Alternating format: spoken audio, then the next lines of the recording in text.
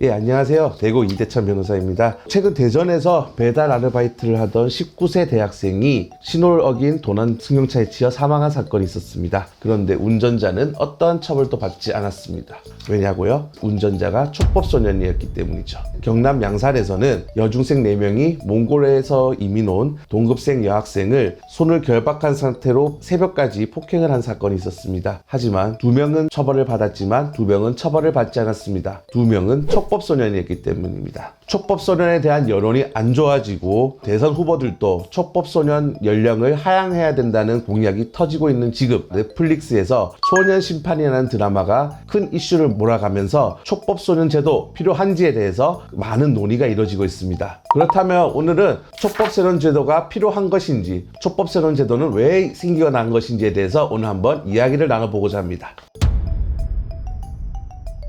촉법소년은 단어 자체로 닿을 촉, 법, 적을 소, 나이 년, 즉 범행 당시 나이를 기준 만 14세 이상 14세 미만의 형사 미성년자는 처벌하지 않는다는 것입니다. 형법 제9조는 14세가 되지 아니하는 자의 행위는 벌하지 아니한다는 규정을 근거로 하고 있고요. 즉 촉법소년에 해당한다면 우리가 일명 빨간줄이라 하는 전과가 가해자에게 남지 않는다는 것입니다. 물론 아무런 불이익을 받지 않는 것은 아닙니다. 소년법 제32조 제1항 각호의 보호처분을 받을 수 있고 소년법 제33조에 따라 최대 2년하의 소년원 송치는 가능합니다. 문제는 뭐다? 한 행위에 비해서 불이익이 너무 적거나 아니면 처벌을 받지 않는다는 점에서 피해자 입장에서는 아주 고통스러울 수 있다는 것이죠.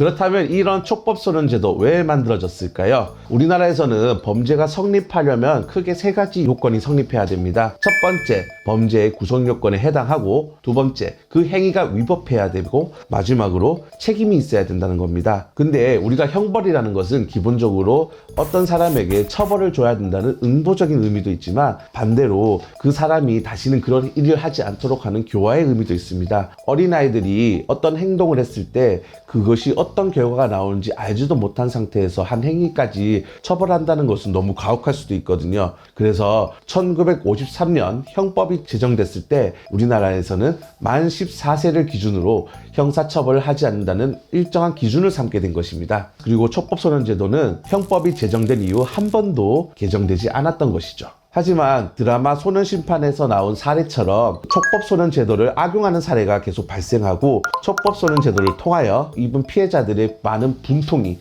결국은 촉법소년 제도의 폐지 또는 촉법소년 연령의 하향을 주장하는 여론이 올라가게 된 계기가 되었습니다. 그렇다면 제가 생각하는 촉법소년 제도 지금 필요한 것인지에 대한 답변을 먼저 드리자면 촉법소년 제도 필요는 합니다. 다만 개정할 필요성은 있다고 생각합니다.